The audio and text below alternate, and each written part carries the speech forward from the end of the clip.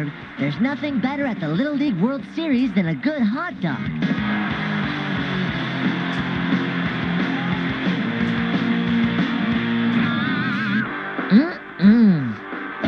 For more hot dogging, stay tuned to the Little League World Series. Gary, back to you. And you can eat on the cheap.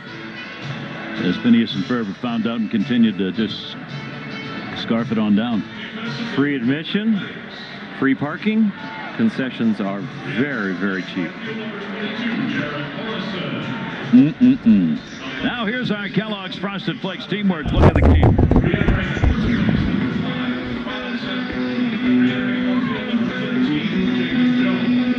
Ryan Lang back in 2006. Matthew Lang here, 2010.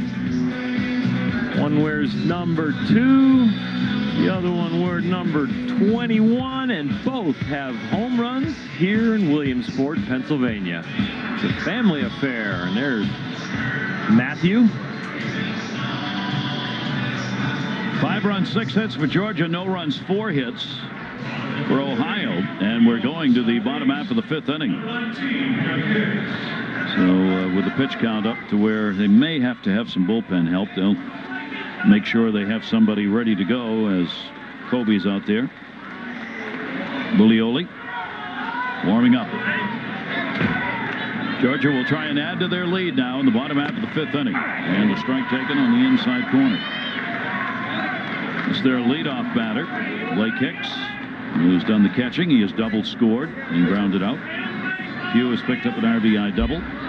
Bugliola's had the 2 RBI homer. Both came in the 1st inning. And Lang, solo shot in the 4th, and how far? And goodbye home run! Another one! As Georgia continues to use the long ball, their 3rd home run in this game, 6-0.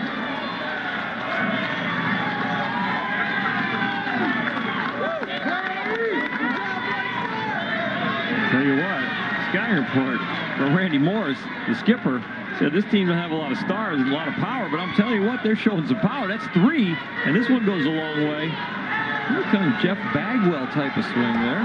Not much of a stride. Stayed on top of that high fastball very well. They had 1 home run in their 1st game. They have 3 in their 2nd. Little crouch stance. Knees are almost locked. Just uses the upper body and a big shoulder turn. And even had the shin guard on. And it is 6-0. That one grounded to short. Stevens played a really good shortstop. Pate is retired. Jacob Pate. 1 away here in the 5th.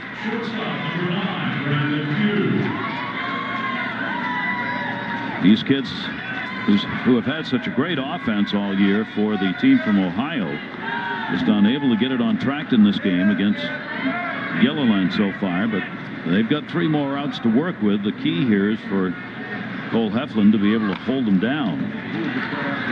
Plus, this is not an elimination game for either of these teams. It just will determine the bracket. One of them moves on to that so-called winner's bracket at 2-0, and the other goes to an elimination game with a 1-1 record. And works through that game to try and get a comeback game. Pitch is on the inside corner for a strike. Well, we've talked about this format, Gary. How I love the point you made in one of our production meetings about how one stud pitcher can't carry you through. You get a couple shots at a team sometimes. You can work your way through the schedule, and maybe you stay away from that 2nd loss, and then the 2nd time around, the team that beats you with a really good pitcher, that pitcher has to be resting because of the rules, and you get to play as a complete team. I think the kids have really enjoyed facing one another more than once in these repeat games. 0-2 delivery. We've heard a lot of the, want to crack another crack at them. The Team Mexico wants another crack at Team Japan. I think we find a winner or loser out of this game. That team's going to battle back to try and have another shot at whoever they lose to.